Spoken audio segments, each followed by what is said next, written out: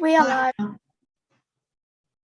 Tēnā koutou katoa, ko Rachel Rees toka ingoa, ko Aotearoa mātua whakatū. Nā mā haere mai, welcome to this council meeting on the 19th of May, I think. Yes. Where we are today. And kia ora tātou to everyone who's here. Welcome to Evie and Astrid, our youth councillors. Welcome to staff, welcome to elected members. We'll start today with karakia, and I'll just do a short karakia to settle us to start. Kia tau mai te maramatanga, kia tau mai te rangi mai rie, kia tau mai te kaha, me te aroha mo tēnei kaupapa, hui e, tai ki e. Let's be grounded in clarity, let's be peaceful, let's be strong and loving at this issue, bind together, so be it. So be it, we start our agenda items, and we have no apologies for today's meeting. I'm not aware of any apologies, so we don't need to receive apologies. We will move on to just the housekeeping matters. So it's lovely, as I said, to have Evie and Astrid here from the Youth Council. We have Zoom protocols, the usual ones, hands up function, voting with the tick and cross reaction box, and the speaking order will be as they appear on my Zoom screen. So if yours does something different, it'll just be as they appear on my Zoom screen. Are there any matters that I need to be aware of just in terms of time frames? We're going to take lunch at 12:15 to 1 today because we have people coming in at 1. Does anyone else have any other commitments where they need to step out that I need to be aware of for quorum? No, that's all good. Oh, Councillor Rainey. Madam Chair, I'll probably have to leave about 3:45. Thank you. Right, thank you. I'm intending to finish the meeting at 4 o'clock. I think that's long enough for a Zoom meeting. Otherwise, you know, for a full day, it gets pretty hard on the concentration. So we'll be focused and try and get the work done by 4 at the latest. Councillor Fulton. Apologies, I need to leave at about 2:45. All right, thank you. Order of business will be as set out in your agenda. We have representatives from the NRDA coming at 1 p.m, as I've said before. That's for a confidential item. Moving on to interests. Are there any interests that you have in relation to matters on the agenda today? No interests are declared. We have no public forum. We have a very brief mayor's report. Just to say what a joyful occasion it was this morning to welcome our new members to council committees, our new Māori representatives at our mihi whakatau.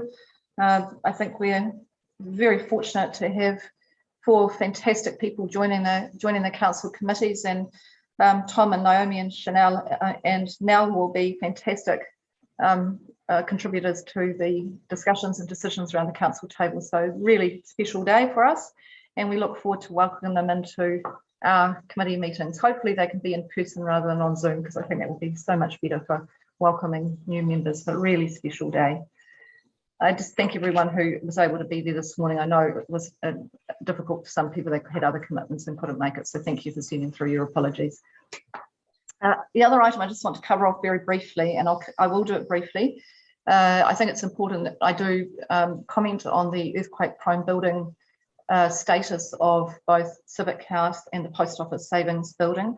We were made aware of that last Thursday, and it's been quite a lot to take on board for elected members, but also for staff. And I just want to acknowledge particularly the staff on the 6th floor who have had to vacate their offices. I know that there is a lot of work going on at the moment to find other places for them to work, and really thank their colleagues who have offered up desks and spaces for them to continue their work. So I will just note that it has been causing some disruption. The Chief Executive has put out a message to all elected members and to all staff yesterday in relation to the ceiling tile, Senate ceiling tiles, and he has identified on the best advice that he has at this point, the possible earthquake ratings for different parts of the building, but he's noted he's commissioning additional advice and getting an independent peer-reviewed risk assessment as well in relation to those areas. And Pat, if there's anything you wish to add, then I'll come across to you, but I just got to sort of touch on the key things that are happening.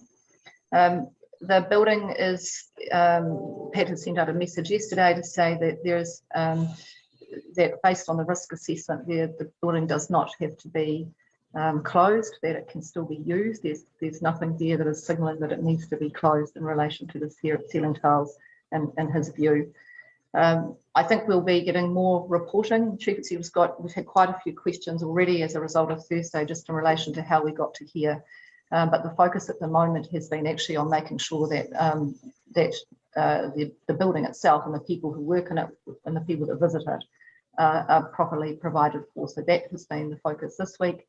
The matter will be going for some discussion to the Audit, Risk and Finance Committee meeting in the first instance, because that's the first meeting that's coming up, where we will have some more questions in relation to how we got to here, and also what are the next steps. But we need to give the Chief Executive time to get answers to some of our questions and get the information that he needs to be able to answer those fully. I think the final thing I'd say is it is one of the questions that will need to be asked very, very quickly is really the gap in time frame, because it is, as I understand it, the notices went to the Ministry to MB in March and April, and we need to understand why people who are using the building were not advised of that either immediately or in preparation for that process. Now, I just want to say that we just need to understand that. I don't have any reason to think that our building department's done anything other than exactly what they should in terms of their notification processes. So please don't read that into my comment, but that is something we will really need to understand. And I know that's something that Chief Executive also really wants to understand as well. So I just ask that you have some patience to allow the Chief Executive to get the information he needs, but we will need, and I've made it quite clear that we will need very timely responses, because it's quite a serious matter, and I know that Chief Executive Pat is taking this very seriously, and the public will have a great deal of interest in this, as well as our staff. So really, that's all I want to say on that matter. I don't particularly want to extend that now, because it's important that the Chief Executive has time to gather the information that he needs. So you've got a hand up, Councillor Noonan. I do, Madam Mayor, and just a couple of things, I guess. One query I've got that probably will be answered to me this afternoon, but I think that my main concern is there's nothing on the exterior of the building. If I was a member of the public, I think I'd like to be able to decide myself whether I want to enter the building, rather than I understand they might be in specific areas, but I would want to know prior to entry and make my own decision. So there must be some regulations about where things are supposed to be posted, but that's the reason why. I think if I was a member of the public, I would prefer to make the decision before entering the building. So that's my thinking behind that. I don't know if we want a response to that. I can wait myself, but others might want to know. And the other question that I have that I think is important and may not be able to be answered today as well is why elected members weren't advised at the time the first advice was received. So those are the two things I have. And I'll go to the Chief Executive, but I'm not intending for this to be a Q&A session now. I think probably Pat and Best knows that. I'm happy to wait for the answers, but those are my concerns. Okay. So I'm sure Pat will make sure that the appropriate signage is up for the public. Pat, do you want to just comment on that question? So I walked around the building yesterday, Madam Mayor, and every entrance into the building has a sign on it. So the public do see those signs as they approach. The rest of those, the questions I will be addressing, be assured. The focus has been on establishing the safety of the building and a way forward. And one of the areas we particularly want to focus on is the foyer outside the council chamber as well, to understand the risks there and how we can make that safer. That's a priority, getting the councillors back in the building. Thank you. I appreciate that. And I do appreciate that. Look, particularly for the staff who've had to be have to leave the 6th floor. This is very disruptive, but that risk couldn't be managed any other way than for the staff to leave that floor. So we'll move on. I don't think we need to receive that verbal report. Robin, I think we can, but I don't think we need to, so I'll keep going and you'll interrupt me if I'm incorrect. We'll move on to the next item on the agenda, which is the updated options on the housing plan pathways. In fact, could I just pause here and say, would it be possible to do the next item, which is item 7, very quickly? If it was, I'll take that item. Councillor Edgar. Oh, sorry, Madam Mayor. Just there was a mayor's report circulated by email. Yes, there is, and that's just in relation to the AGM for the LGNZ conference. So thank you for reminding me about that. So I work on multiple screens. What I'm making you aware of that one, and I don't need any decision out of that unless it's got a decision point in the agenda. I haven't got that one to hand. It was circulated as a tabled document. Oh, just that's thank you, Robin. Yes, I just wanted that table today. So for those of you who are going to the LGNZ conference, you may not have all decided whether you're going or not going, but we'll need to put the delegates in that process. So just we've got it there, and if we've got time later on this afternoon, we'll cover that off and just get those names today. But I'll give you a chance to look at it. If you still haven't decided whether you're going or not, then I'll leave it and bring it back for a discussion another day. It doesn't require a resolution. Thank you. Thank you, and Madam Mayor, I'm happy to move the resolutions for item 7. Thank you, and I'd be happy to second it. And would there be any need for questions or discussion on that item? It's quite straightforward. It's what we've always done in terms of this is the voting paper item and the names on the voting papers. No discussion, no questions. Councillor O'Neill-Stevens. Kia ora. Yeah, just a quick question, which is, have we looked at any of the New Zealand data relating to the impact of alphabetical voting and whether it does benefit those earlier on or in the alphabet? I'll go to the officers for a response.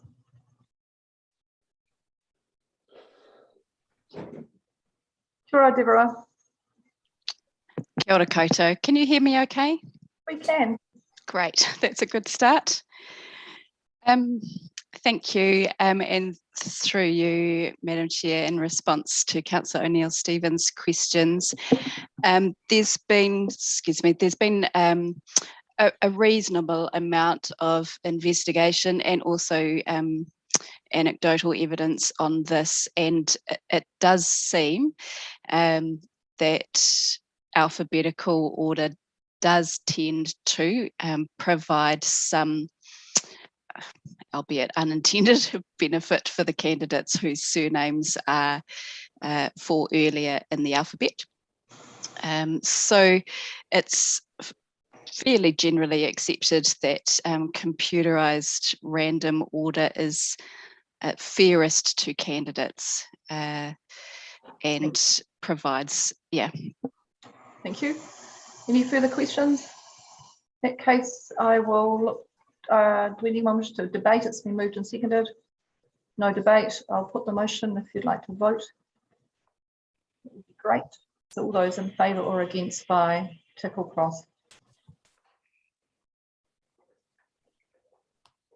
That is carried.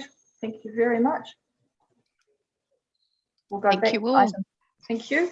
We'll go all the best with that. I'll go back to item 6, which is the updated options on housing plan change pathways, and invite Maxine to join the meeting and Claire. And I'll hand across to Maxine. Maxine, thank you for the report. I'll leave you to introduce the report, and if there are any changes or corrections that you need to make, then we'll take those as well. Thank you. Okay, good morning, everybody. I don't have any corrections to put forward at this time. I would just like to acknowledge I have Natasha Wilson here, our Principal Planner, who can answer sort of particular questions around the MDRS standards if there are questions. I also have Kerry Anderson from DLA Piper here, who can provide some legal explanation. She's unable to provide legal advice, of course, but she's got her head around this legislation perhaps a little bit more than others. So she will also be available to answer questions. So this report is a continuation of the report that was presented on the 7th of April. And this report provides some additional information, particularly around the intensification streamlined planning process, the ISPP, and the other streamlined process, the SPP. You'll see in the report that I have sort of laid out a bit more detail around what the process includes and what some of the implications are in terms of particularly for how it impacts timing, resourcing and consultation requirements. In preparing that additional advice, I have had conversations, a number of additional conversations with staff at the Ministry for the Environment and also spoken to the consultants who have prepared the Rotorua plan change that use the ISPP process and had further internal discussions. I think probably you will see in the report that I have changed my recommendation from the 7th of April, where I initially did recommend the SPP, and I'm having kind of investigated that further. My recommendation is to use the standard Schedule 1 process. My primary reasons for that are that it does present the least complex and least uncertainty of process going forward. It does present the most scope for us to create Nelson focused provisions. It is probably most achievable given the resourcing constraints that our team have, and I will talk about that a little bit further. It also is the fastest point to get to notification.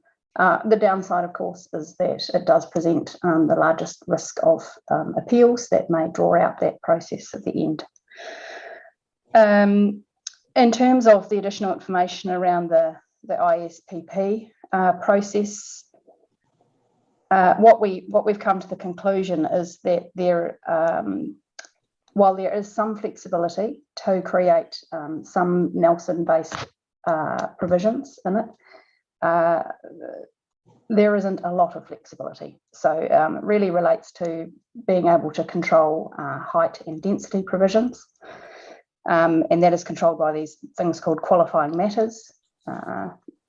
The true extent of qualifying matters is still being sort of debated up and down the country about how far you can take them, but the obvious ones relate to things like anything that's in the Resource Management Act around matters of national importance, particularly significant natural areas, heritage, natural hazards and the like.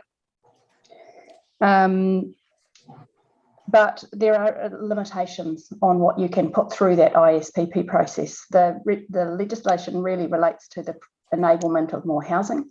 And so we have come to the conclusion that you can't use that process to cover a really wide scope of matters through a plan change. So it really has to be focused around housing matters.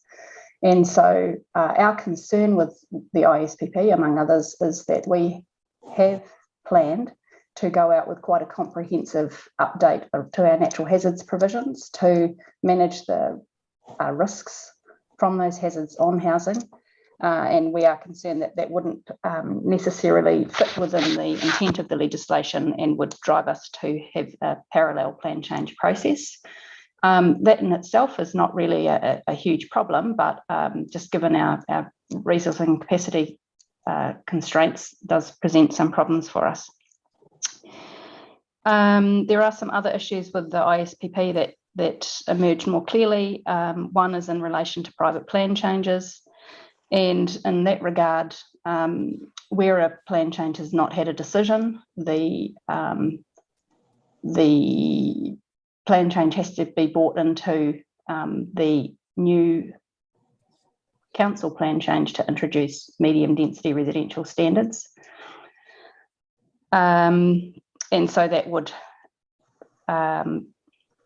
mean that that process would get re-notified, but of course the provisions would enable far greater housing density So we have some particular concerns around that. The other one is that the timeframes for the ISPP, while the Minister could prepare that order in council that's required within a couple of months, apparently, that's their advice, still within sort of 2 to 3 months, they would get an order in council.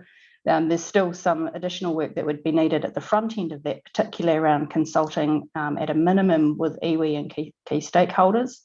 But it would appear that there is interest in some further consultation, which would impact our timeframes for going to the ministry. And then after that process, we would have to rework a fair degree of the plan change that we have been working on to prepare the plan and the supporting documents in the format that is required under the new legislation. So what I'm really trying to say is that there is, quite a bit more work if we are to go down that route. Maryse, would you like me to pause here, or would you like me to talk through some of the other options and then pause for questions? I think you should talk through the other options, Maxine, Okay. and also the resourcing matters as well. Okay, thank you. In terms of the streamlined planning process, there is also a strong direction from the ministry that we need to consult ahead of choosing that option. That is because under both of those options, you're taking away the appeal rights for parties, and you are introducing a set of constraints on property rights. And under this housing plan change, actually we're proposing quite a few changes, particularly around our intended enablement of additional housing and intensification, but also particularly through some of the hazard provisions, the heritage provisions and things. For us, the ministry came back and said that there were, would be the largest plan change that they would have dealt with through the SPP process. They felt that there would be a lot of ministerial interest in understanding if the process was an appropriate way to put this plan change forward. So whether or not there ought to be an opportunity for the community to appeal was certainly something that they highlighted as something the minister would turn his mind to quite carefully. So of course, and so they talk about this being a proportionate process for the proposed changes, and of course the broader scope we make this plan change, the possibly less proportionate the minister will see this as being in terms of taking away people's ability to be involved and appeal. So that presents some risks. We may lodge our application with the minister. The minister may take a number of months to consider that. The officials really wouldn't be drawn on any specific timeframes for it. However, they indicated it would be unlikely for us to see any kind of decision from the ministry in under sort of 9 months on a direction, and then the notification of the plan change may start. They did caution us that it could be a lot longer, and it would depend on what kind of feedback the minister got from other ministers, and also his understanding of how much consultation we had done in preparing our communities for the SPP process.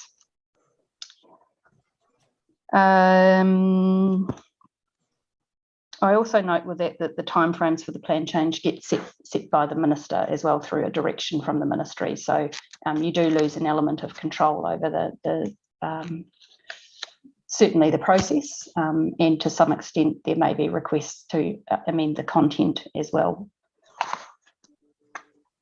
So that led back to the Schedule 1 process as the last option, and I think, in reality that's reasonably familiar to you, and I won't go into a lot of detail, and I've spoken about the reasons for why I have favoured that. I think there are some mechanisms we can use to try and minimise the risk or extent of appeals. One of that is really spending a fair bit of time at the submission stage, engaging with communities to help them understand what the plan change involves. Also, having received submissions, you can really focus a fair bit of resource into responding to people's concerns ahead of a hearing and trying to help people understand how the plan change may affect them and what the options are for change, and try and resolve the risk of appeals after that. However, that said, there remains the risk of appeals.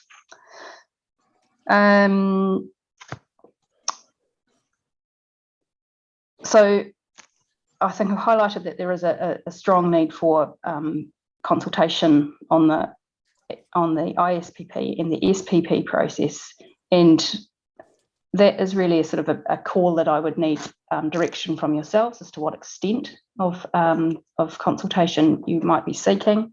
Obviously, to be a minimum, that it would be iwi consultation, and probably some of the largest sort of statutory agencies involved in housing in Nelson.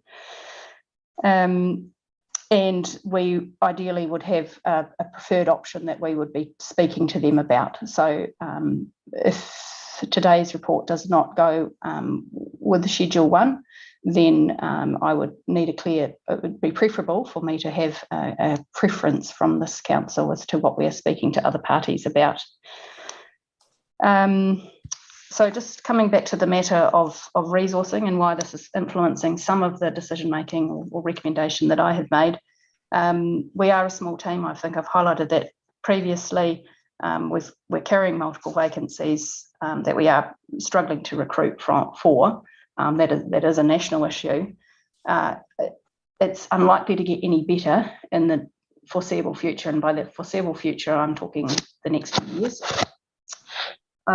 We have just had our principal, Natasha, unfortunately resign. She provides a humongous amount of support and undertakes a lot of work for this team. So it is quite a material loss to our team. So while we can obviously carry on without her and recruit for her replacement, there are risks that recruitment will take longer. And typically what we see is it just tends to slow down our processes because we have to find alternative ways of covering that work. We also have a lot of other large projects happening over the course of this year. We are still involved, obviously, in the private plan change for the Maitahi Bayview. We have the DAP work coming up.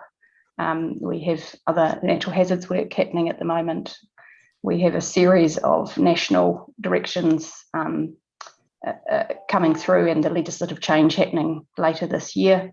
And we also are aware of several private plan change applications that may be arriving on our doorsteps over the next 12 months. So that is a pretty large volume of work for a small team. So we are having to be a little bit careful actually as to what we can take on and realistically achieve. And of course, anything more we take on, we will have to consider, the timeframes and resourcing impacts that will have, and we may have to come back to you around that. I think that's probably all I want to say at this point, and I'll just ask Claire if she wanted to add anything to what I've said, and then I'll take questions. Thanks, Sam. So through you, Madam Mayor, I think that Maxine's very succinctly but also critically covered off the main issues for you. But I would just like to emphasise that we cannot overemphasise the fact that losing Natasha is going to put severe strain onto Maxine's area. I'm already very concerned about the workload that Maxine is having to carry, so this just adds to that. And there are significant other pieces of work, so this is not the only one. Some of those pieces of work are from external parties, and we have limited control over those, and we still need to deliver on those in terms of plan changes. So yes. Thank you. Enough said. Before I go to questions, just acknowledge Kerry and Natasha are on the call. Natasha, I want to acknowledge the enormous contribution that you've made to all the planning work that you've been doing. Fantastic way that you've engaged with our community on over a huge range of issues to get this plan really moved to a good point. And just want to really thank you for that work and wish you well with your next step in your career. But thank you so much for your contribution to the people of Nelson through this work. Thank Go you. to questions, and I've got Councillor McGurk, and then I'll come back to my question. Yeah, thanks. And through you, Madam Mayor, question to Maxine. Thank you, Maxine, for your report. A very succinct, clear report, and your comprehensive response to the questions has been really, really helpful. Just a couple of follow-up questions in terms of the consultation that we have to undertake with iwi and other stakeholders. That's just for the ISPP and the streamlined planning process. The central one, just that's not the requirement. Yeah, that's it's required by the minister. So it's not set out in the legislation as a requirement, but it is something that he has advised that he would need to understand the views of, in particular because of the various arrangements the Crown has with iwi through their treaty partnerships, that they would want to understand their views and potential impacts on iwi. Yeah. Okay, in terms of the SSP process, thank you for referring to me that one about the, I think it's the Plymouth Farm application. Is that the only one that's going through the SSP process at the moment that you're aware of, or are there others?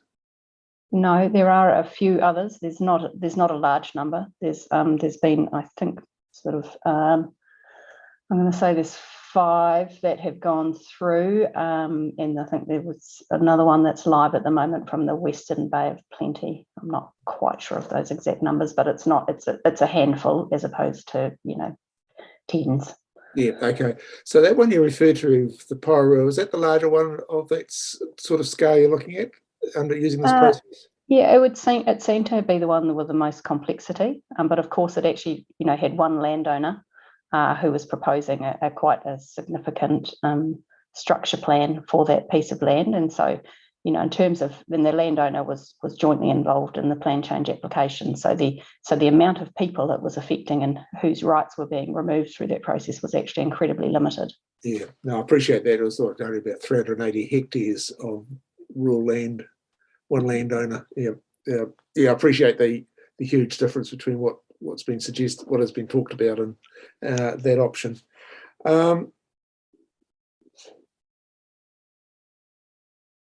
Just in terms of the Schedule 1, the work that we've done with the draft Nelson plan, we can just carry that on through? Yeah, I mean, that's right. So the basic premise of what we've done for this housing plan change is bring forward the work that had been prepared under the Nelson plan for the residential zones, but it of course needed to be updated both with the feedback that we received through the draft engagement process back in 2020, not only from key stakeholders but also the community and iwi, but also incorporate the new NPS UD provisions and requirements around enabling capacities. So there are some changes from what had been originally consulted through the draft plan, but broadly that is the intention, is to bring forward a lot of the work from the Nelson plan. There is also an intention to respond to the outcomes from a future development strategy, the latest one, and so the community can kind of see that there is a link between what our long-term plans are and what we are actually going to be proposing through our resource management plans. And would you incorporate the natural hazard work and the DAP in part of that? We have signalled that we would include the natural hazards work as it relates to a lot of our geotech hazards and our flood hazards. At this time, we are still, really looking at how the DAP, the coastal hazards work, fits within the housing plan change at the moment. And without getting into too much detail, we're very conscious of the central government legislation and additional legislative tools that are likely to come through over the course of the next sort of 12 to 18 months. And we wouldn't want to preempt that through our housing plan change. So it's possible that there will be a bit of a carve out around the coastal hazards, provided that we are sort of sufficiently confident we're still managing natural hazard risk. Okay, I'll leave it there. I'll let others ask some questions. I may come back to you. Thank you very, very much.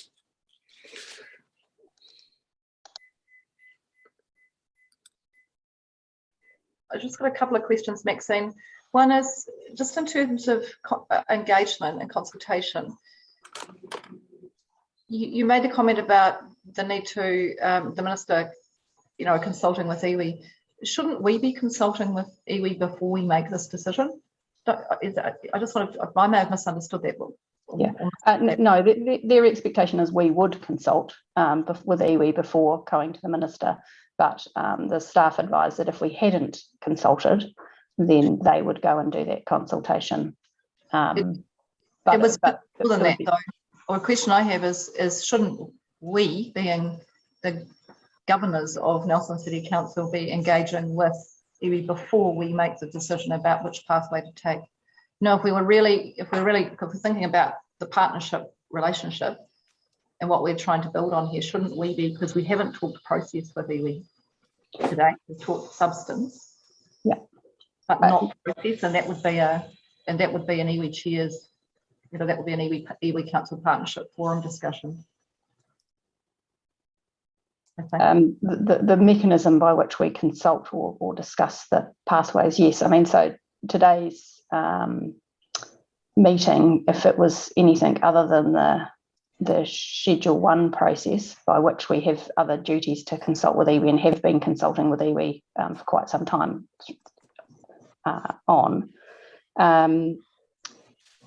it would likely be that you would want to discuss with them what your preference is ahead of making a decision on either the SPP or ISPP.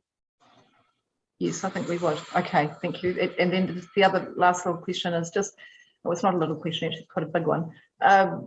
We've had some engagement from Nelson Tasman 2050 over some alternative medium density standards, and I understand that they may be wanting to meet with you and your team.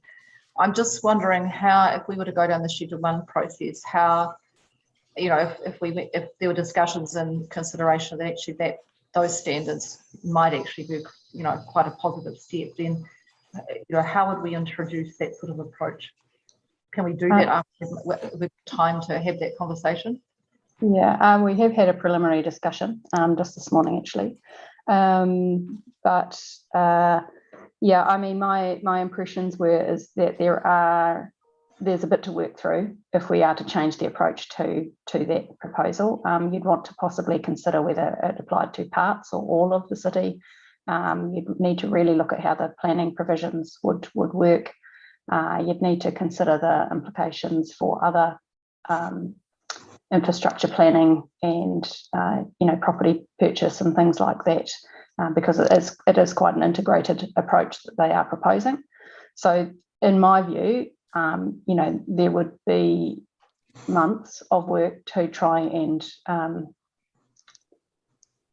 make that a viable change within the plan, and there's probably additional feasibility and kind of capacity assessments that would need to go alongside that. So if we were to carry on with the Schedule 1 process, then I'd probably have to do a little bit more detailed thinking about how that affected our timeframes. Would have to come back through the Environment Climate Committee with a revised timetable if that was what you wanted us to be doing. Okay, thanks Maxine for that advice. I'll move on to Councillor Edgar.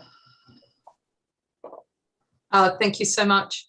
So Maxine, is part of, so one of the sort of options that isn't in here, but I guess, picking up from Councillor McGurk's questions, is one of the key reasons for preferring the Schedule 1 because we've got so much in here. We've got the hazard overlays and a lot more than just those housing elements.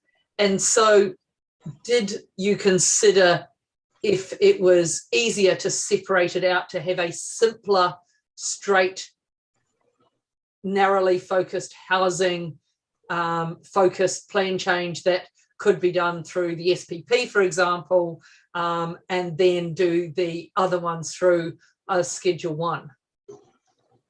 Yes, I mean it is an option that I have been thinking around, and it is distinctly a possibility that we would break it up and you would have two plan changes that would go forward. You'd want to try and work it very closely so that they were operating in a kind of parallel time frame, because importantly, if you are to introduce greater housing provisions, you really do need to manage your hazard risks. And so you'd want those hazard provisions to be kind of in play by the time the housing provisions also came into play. And that gets quite tricky when you're on different planning tracks. It's really just a case of whether we've got time and resources to be able to be running multiple plan changes. So that through the mayor, if I can just, sorry, through the mayor, if I can just add something to that. There is also a risk that if there are two planning tracks that are selected, so the natural hazards goes on the Schedule 1 process and the remainder goes on the SPP process, that you will lack some integration because the decision makers are entirely different, and so they're not considering both together. Okay, thank you. And it would be more resource intensive for staff as well if it was split. Yeah. Okay. Just my other question is the intersection between this, I'll just call it this plan change, and the FDS, because some of the submissions in the FDS talked about doing, you know, structure planning and or spatial planning in specific areas. So you had, I guess, more nuanced solutions depending on where you were. How did the two intersect? And is there a benefit in the path you choose because of that FDS process that's also happening? Yes, the intention was always to wait for the FDS process to be completed before we would notify the housing plan change, so that it would give us time to really respond to particularly any of the shorter term kind of changes that might be sought through the FDS. And I would say that if there are sort of bespoke provisions of how we incorporate structure plans or kind of different approaches in different locations, then your greatest opportunity for doing that is through Schedule 1. There's still opportunity to do it through the SPP process. And I would say, and this is arguable because this is one of the areas of debate around the country, is how structure plans get involved and get incorporated in through the ISPP process. I might just ask Kerry if you've had any thoughts or want to contribute anything to that around how structure plans may fit within the ISPP. Thanks, Maxine. I actually don't have much to add because you've done such a thorough job at explaining everything so far. I think the thing to note, which has already been commented on, is that ISPP process is obviously pretty new. There's a few drafts coming out around New Zealand, but a lot of it is untested, and you'd have to say some of the legislation is not particularly clear. So various councils are taking different approaches, and I guess see where it lands. But I totally agree with Maxine that the least risk of challenge approach is keeping your plan change focused on the housing and those things, and these more wider issues, particularly sort of region-wide natural hazards issues, sit separately, and that creates some logistical issues, not just in terms of the issues that Claire and Maxine have already pointed out, but also at the other end, when you have multiple plan changes in place for those processing consents and trying to deal with that at the other end of the process once they're all notified. Thank you very much. Thank you. I'll move on to Councillor Courtney. Thank you, Mayor Rachel. Maxine, can we just stay a moment on the matter you've just been discussing, and it's in your report at 5.9.5, and that's exactly what we've been discussing. The ISPP creates some options for custom-made Nelson responses to housing density and also height rules where qualifying matters apply. But you go on to say there that there are some natural hazards and heritage constraints, but it's unclear as how far the qualifying matters can be taken. I want some more commentary on that, please.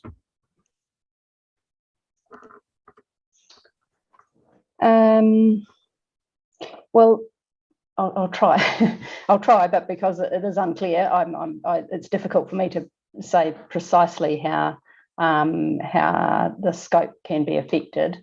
What the legislation. So we haven't got all the information. We haven't got all the information. That's the point you're making. You're still wanting more, are you? More clarity. Yes. Well, we would need to work through to make sure we could justify any reductions in the height and density provisions.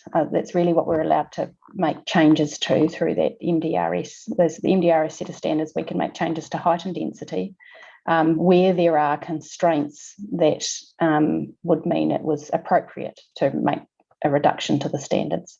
And the reasons for appropriateness are that there might be physical constraints on a site, particularly relating to hazard constraints where it would be unsafe to put high density housing. Or there may be a heritage item on that site, and so therefore you don't enable intensification on that site either. Some councils, such as Auckland, are trying to or are considering constraining density because of infrastructure reasons, and there's some debate as to whether or not that is acceptable under the legislation. Others, places like Christchurch, are considering character as a reason to constrain density and height. And again, we are uncertain as to whether or not that is acceptable.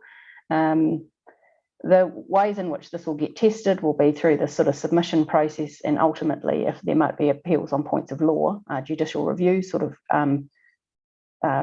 appeals that occur around it. So that's why I'm sort of saying that there is a bit of uncertainty, and we would have to go through this new assessment process to establish where the qualifying matters would occur and to what extent they reduce those MDRS standards. Thank you for that. Following on to down further 5.9.7, it's I want some more clarity on this too. ISPP processes can occur via the plan change process, but must be justified under the RMAA 21 legislation. And here's the question, and the council cannot use the ISPP again. I need to know, explain that to me, please. Basically, the legislation says that you're only allowed to use this process once. So this process of kind of removing appeal rights and introducing all of these medium density standards means that you can only use it once. And well, the question is why? I'm not sure. Sorry, I don't know the answer to that. All right. I could possibly comment on that if helpful, Madam Mayor. Thank you, Kerry. I think the intention was that these provisions were put in as a way of fast tracking, for want of a better word, what was going to happen under the NPSUD, but probably take a bit longer.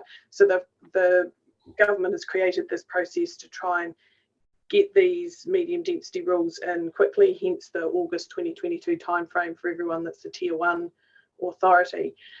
Get it through quickly and sorted. If you aren't in that tier 1 category, then you'll just follow the normal process. You'll still be required, even if you use your ISPP once, when you do later plan changes down the track, you still have to consider the MDRS provisions and the NPS and all those things, but just under the standard time frame.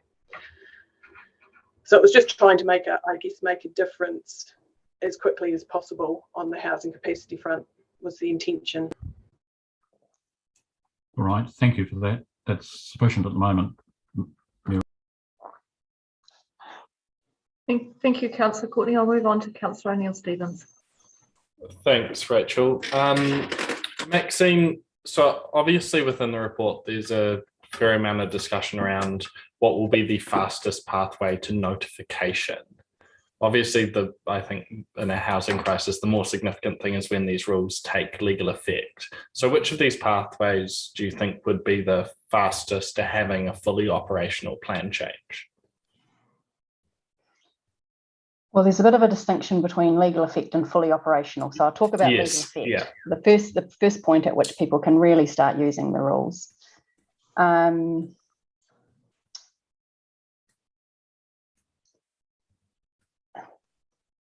Very difficult to say. So through the Schedule 1 process, I think you would notify your plan change first. That to me is sort of, without doubt, you would end up notifying your plan change first. And then you have a submission process. And then if nobody submits in opposition to provisions in the plan, they start to have legal effect. So we don't know what people will submit in opposition to. And so it's hard for me to say, you know, what provisions might start to have impact when.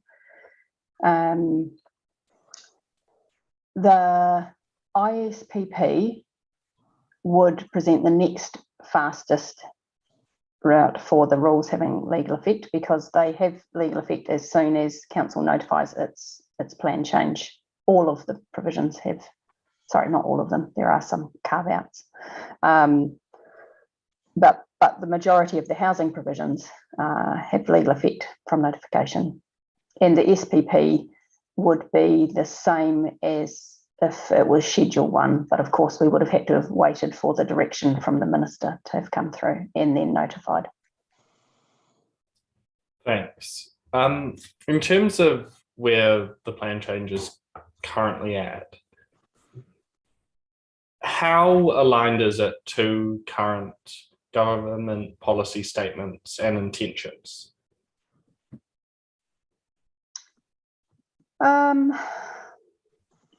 I think broadly we've been taking a pretty, we have been working to implement the NPSUD, certainly to, you know, create that intensification around our transport nodes and our city centres and our employment hubs and things. And we've certainly been hearing the direction from the councillors about enabling intensification around our city centre in particular. We've been looking at the MDRS and really testing whether or not, you know, how many of those provisions we can bring forward and in what locations, so that we would try and, you know, build on the work that government is doing, but not necessarily using the process that they've put forward. And then we're also, you know, obviously sort of quite aware of where the FDS is tracking as well, and trying to be mindful around what's trying to be achieved and some of the outcomes there. So if we've got a potential plan change that's broadly in alignment with government policy statements and is looking to accelerate the supply of housing in a region that, as is noted in the report, is, you know, suffering significant housing burden, do you think that, you know, do you think that the minister is likely to be interested and supportive of taking this forward through an SPP?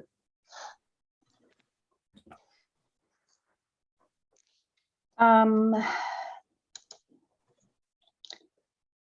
realise that that's very much crystal ball gazing for you. It is a bit. I guess the vibe that I got from the officials was probably a preference for us to use the ISPP process. That was probably the general feeling that I got from that process. And then alternatively, the feeling that I got from the SPP process was that they were concerned that the minister wouldn't be that comfortable with the sort of scope of changes that we were proposing through the SPP process, because it would affect so many properties in multiple ways.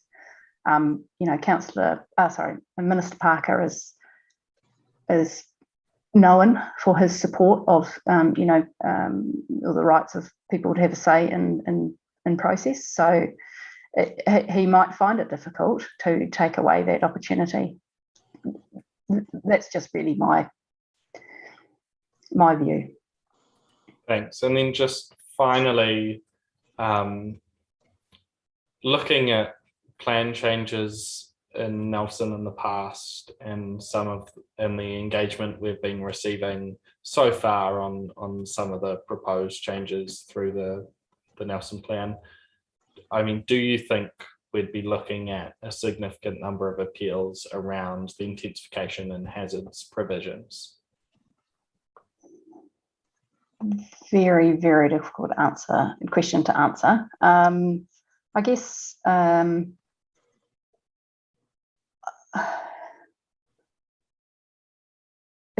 if I said that one of the most recent and similar ones would have been a plan change in Richmond through Tasman's District Council to introduce increased housing choice through Richmond area. It actually ended up not generating a huge number of submissions and wasn't appealed at all, and that also introduced very limited constraints around stormwater hazards. So not quite the same, but there was quite a bit of work done to engage with the community, like Nelson has done through the draft plan. There was a lot of information available to people. So look, I wouldn't rule out that there would be appeals, but going through an appeal process is a pretty big deal, and in all likelihood it would probably be some of the larger players who would want to get involved in it, and in that case we would probably try and work pretty hard to limit the scope of what they were actually appealing to, make sure that the other provisions could still be going ahead and having legal effect. Yeah. Thanks, Maxine. Thanks, Rachel. I'll call it there. Thank you. I'll move on to Councillor Sampson and then Councillor Laurie. Kia ora koutou. Thanks very much, Madam Mayor, through the chair. So I just wanted to, say that I am in support of, and this isn't debate, it's got a question, that I'm in support of the medium density residential standards that have been proposed by the Nelson Tasman 2050 team of professionals that enable perimeter block developments. I see that similar standards have been adopted in Auckland, and I'm just wondering, how would we go about considering those further? And I know that you said you've had an initial meeting, Maxine, and that you would need direction from councillors if you wanted us, or you wanted some direction. But so I'm just saying I am interested in that. I think I would be supportive of us looking at how we could incorporate those. And I'm just not, what would that look like? Thanks.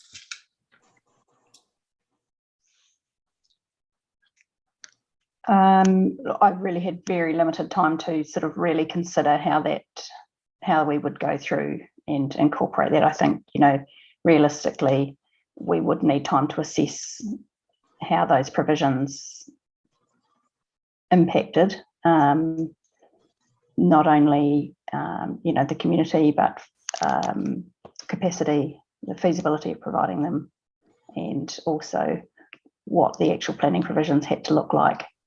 And again, what other impacts of councillors. So yeah, I think I just have to kind of say I can't tell you exactly at the moment, but I would have to come back and report to you about how we would look to amend the housing plan change if that was and I think you'd want to probably make that decision having considered all of the material that I put forward to you, perhaps either via a workshop, a briefing, or a report to council. Okay, that sounds really good, Maxine. I saw that there are other messages in the chat, and maybe other elected members will also speak up on their kind of support or otherwise for that. Thanks so much. Thank you. Moving on to Councillor Laurie. Thank you, Madam Mayor. Thanks to the team behind this report. Reading it, the impression I get is that if we were to go down the ISPP route, there's a good chance we'd see potentially a lot more housing in the Maitai, more housing in Kaka Valley than is currently proposed, and more housing at Orchard Flats. Am I right in thinking that? It's entirely dependent on timing. If the council decided that it did want to use the ISPP, it needs to apply for an order in council, and the date at which the order in council is made is the critical date here. So if the private plan change has had decisions on released from the hearing panel ahead of that date, then no, there isn't, that it just carries on as per the decision from that panel. However, if there has not been a decision and the order in council decision is made, then we would need to incorporate those sort of future residential areas and apply the MDRS. We could, of course, still look at what qualifying matters may apply, but at this point, we haven't really done the analysis to whether or not they would have any reduction in the MDRS standards or not. Given the way these things work, what would be likely to happen if we were to go today that we want to go down the ISPP route? How do you think things would line up timing-wise? Well, I think you'd really do need to do some consultation on the ISPP, and depending on the scale and extent of that consultation, that's going to take several months, I would say, to get that through. That needs to come back to council for an actual decision as to whether or not you consider the feedback and then make your call as to what process you want. And then we need to go to the ministry and get that decision from the minister. So I don't think we'd be looking at that until late this year. And the hearing for the private plan change is in July. So I can't really say what the timeframe will be for the commissioners to issue that decision, but I probably would expect it before that timing, before the end of the year, certainly. Okay. Yeah. No, sorry, Maxine, finish your thought, please.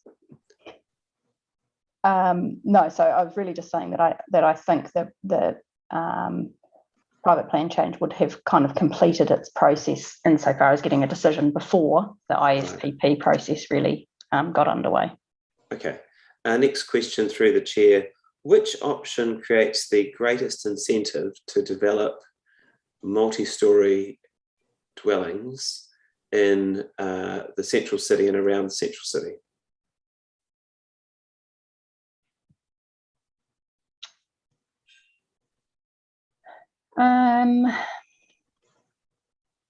Might look at Natasha for this one. My initial thoughts are it's pretty similar, because we're looking to sort of, bring forward a bunch of the MDRS standards to enable greater height. The draft Nelson plan had already proposed quite a significant shift to enable that. But Natasha, you might want to jump in there. Yeah, no, spot on, Maxine, through the mayor. I don't have anything to add to that. I think they all do. It's just a matter of timing. And through the mayor, I might just add to that the plan provisions are about opening up possibilities, but actually incentivising it is a whole different question. So there needs to be a willing party to do the development in terms of getting the thing happening on the ground. Maybe a better question through the chair is, which option is more likely to lead to multi-storey housing in the central city and around the central city? I think my answer is still pretty much the same. I guess probably the only thing I would add to it is that under the MDRS, there are some risks as to what kind of design control that you could retain through your city centre, through the ISPP process. And so if you are wanting to still have an element of influence over design in your city centre, you may wish to take a route other than the ISPP. However, I'm going to put a preface on that and say, you know, potentially you may apply qualifying matters that somehow allow you to control that design through that area. Okay. Untested. Thank you. Next question through the chair. That segues nicely into this one, which is when it comes to the disadvantages, the tables with options and advantages and disadvantages. As I understand it, one of the disadvantages of the ISPP is potentially you get more housing, but potentially you get it in the wrong place strategically. In that, if you say you can do this anywhere, you effectively incentivize more development on the cheapest land in your city, which traditionally is land that is the furthest away from the central city and the furthest away from schools and the hospital and all the things that you want people to be close to and transport nodes and modes. Is that a disadvantage of the ISPP if we were to adopt it for Nelson? It certainly has been something that has sort of come out when this legislation came out as a potential risk. I think it has potential to do that. You may be able to apply some qualifying matter controls if you felt that you could. But you might be on a bit of a sort of a tenuous argument. If I mean, you know, really the goal of the government here is to increase housing, full stop. Ideally, if you integrate that with their ambitions through the NPS for urban development, they're trying to get it in the right locations around our transport nodes and things as well. But the ISPP legislation was a pretty blunt tool to say, bring on housing. Yeah, I mean, I think it will bring on housing, but I also think it will probably bring on more people in their cars by themselves at the same time as everyone else. Do you share that concern? That felt like leading question. Well, I realised I was making a statement and it was going to sound like debate and I was going to be accused of debating the questions. So I turned it into a question. But I am interested in the answer. It's certainly something we would turn our minds to. Okay, cool. And the last thing, just picking up on comments from the Mayor and from in the chat and from Councillor Sanson, I too am a huge fan of what Nelson Tasman 2050 are proposing and the concept of perimeter blocks. And I appreciate, Maxine, that there's a lot to discuss and look at in what they are suggesting. But I would just say that I feel like we are at a pivotal point in our city's development and people are open to new ideas right now. People are sensing some really big change and they are open, they've got open minds to getting it right. And I think what these guys are proposing would be a really big step towards getting it right. So I really hope we can put some energy into really having a look at how what they're suggesting might work for Nelson Whakatū. Thanks, Councillor Laurie. So I think we're probably going to have to just have some thinking about if we wanted Maxine's team to do a bit more looking into that, what advice they'd bring back. That's probably the first step. I don't think basically all we could do today is call for a report or some advice around that. That would be the step that we'd take. Personally, I would quite like to get that. I think this is worth looking at. You know, we've got to do some things differently. We've got some options here of different process pathways, but we've also got some options of thinking about some of these issues quite differently. So I'm inclined to go. I would like some more engagement at an office level. So I probably would be wanting to frame just as we're signaling that now, and I probably want to just do that by resolution, because what we've been asking is to commit. I'll second it. But we'll be asking to commit time and resource to doing that. I'm not sure how much it would be, so it needs to go by a resolution. So you'd be clear on that. I'm happy to put it forward or second it.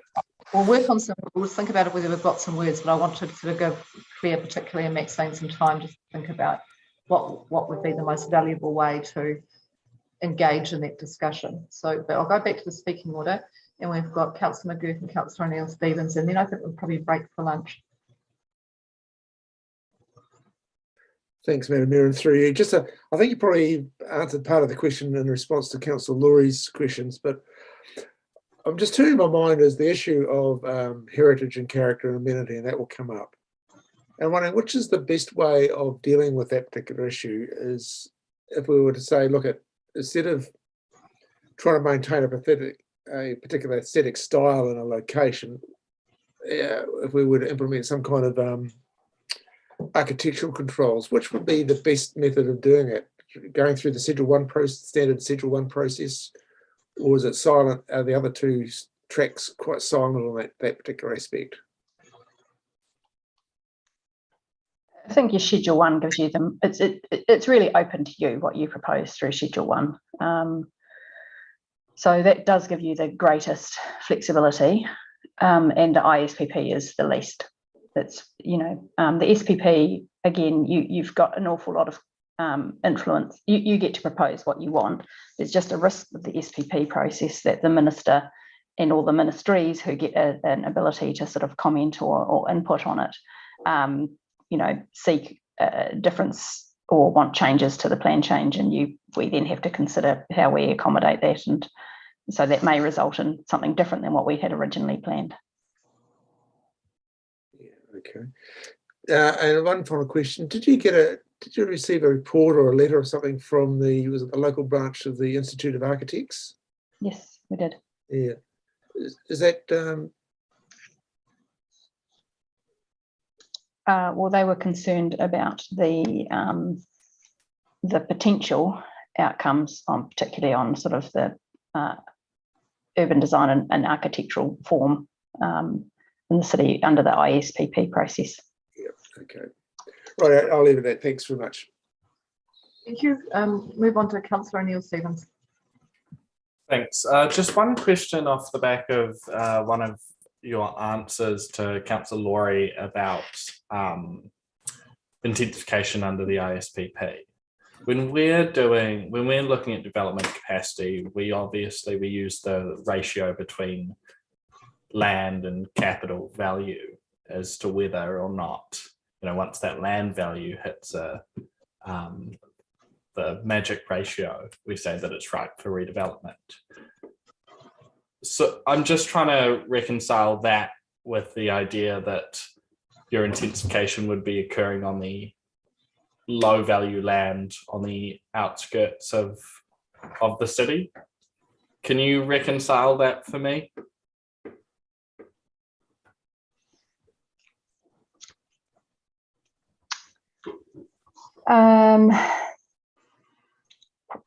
Off the top of my head, and Natasha, please jump in if you've got a particular sort of view on this. Typically, if you can buy land at a cheaper price and your total cost of development is lower, then it is typically more attractive to undertake that development. There are, of course, other factors that go into it, and some developers may be more drawn into the higher value land in a city because, of course, they think they'll be able to sell the properties at a higher price and they'll sell faster. So I don't, you know, yes, it's a factor, but I don't know that it's the only factor. Okay, and then just my main question is around, so what is the actual decision-making process for, regardless of putting aside the ISPP for a moment, if we were to go down the SPP or the Schedule 1 process, what is the decision-making for the contents of those plan changes? So under the Schedule 1 and SPP process, the council decides on the content of the plan change, and lots of thunder. The council decides on the content of the plan change, and then for the Schedule 1 process, it would either be a panel of councillors or independent hearing commissioners who ultimately decide on the what's contained in there. Then the SPP process is, oh, I've got a very frightened dog. Thunder. Sorry, under the SPP, the council puts forward the content, the independent hearing panel make a decision, and then the minister gets to have a say if the independent hearing panel makes a recommendation to the council. The council has to either accept those recommendations, or if it decides not to accept any of the recommendations, then the minister decides. And under the ISPP, it's much the same as the SPP process. So just honing in though, particularly off the back of the discussions around Nelson Tasman 2050's alternative MTRS standards, which are just some of the best I've seen. So honing in on that first step of council's decision making on what goes into the plan, when we're looking ahead, how are we planning on running that process? I'm assuming we won't be having a council, well, maybe we will be, but will we be having a council meeting going through line by line, agreeing on what's in there? Will we be workshopping this? How are we going to get to that point of deciding on the content? Okay, I'll start with this, and the Mayor and Claire may want to contribute. You know, to date, we've been taking you through a reasonably sort of high-level directional, what are you trying to achieve? It's a humongous task to take everyone through line by line, and Councillor Edgar might have some sort of horror stories to share of some of that. You know, so it requires a massive amount of time. And so what has happened previously is that the councillors have sort of delegated to this governance group to sort of really focus on the content of those plan changes, and then sort of come back and give direction to staff around perhaps where we need to go back to the councillors for more direction. We can certainly take some direction from yourselves or from that governance group around the appropriate process to take the councillors through the full content ahead of it being notified. Typically what happens is you receive a full copy of that plan change, you know, ahead of the time of it making a decision to notify. But the closer it is that time that you're trying to notify, the less opportunity there is to amend the content. And so probably if I'm going to be reporting back around the Nelson 2050 provisions, then Maxine, if you need a break, we can stop if you want to take a break. Sorry, just give me 1 minute. Sorry. No, that's okay. We'll take a break for lunch. Is that right? Are you able to come back after lunch? Yes. Okay, I'll come. We'll communicate on the time frame. 1 o'clock. Is that all right, everyone? I think we'll break now. Maxine really does need to be looking after very scared dogs. Your issues going on. I need to get rid of a dog. You go and do that now, and then I'll just come back. Is that okay, Rohan? I just think we. Okay, absolutely. So we'll break for lunch and we'll come back at 1 when we've got NRDA, and then we'll come back to this item after that. And then there's one other thing that I forgot to do in my Mayor's report, sorry about this, which is my inbox has been reminding me that we are anticipating, but I don't know exactly when, that the Three Waters legislation will be introduced into the House at some point not too far away. I don't have any dates on that. And we're just working out the engagement process or consultation process for the community. And I would like us to hold a forum so people can come in and actually speak to us directly, because I actually think that's what people want to do. So there's other mechanisms. So I'm thinking that it might be, we might actually give them the importance of this, put a couple of days aside, a weekday and a weekend day, so that we can be available to the public. So I'll leave you to mull on that over lunch, and then when we get close to the end of the meeting, I don't need a decision, it's just, well, I've got you all here. It gives me a good chance to just think about that. So I have a sense that actually people want to talk to us rather than, they might fill out a survey, but I actually think they want to talk to us and have their voices heard by us. So that's what I'm sort of going to propose that we, I'd like to do if we can get enough support for that. So let's break for lunch and we will be back at 1 o'clock. Through the chair, sorry to break in there. Would you like to move into confidential so we're not live streaming the break? Let's do that, Robin. That'll make it easier. So moved by Councillor Rieger, second by Councillor Bogle. Could you all vote on going into confidential, and the people who on your agenda who we have got written and the other people who will be staying? Okay, so that's for the NRDA matter and others, right? All voting, that is carried. Okay, right, so we'll move into confidential and then we'll be back into public to finish this discussion at some point a bit later on. Thank you.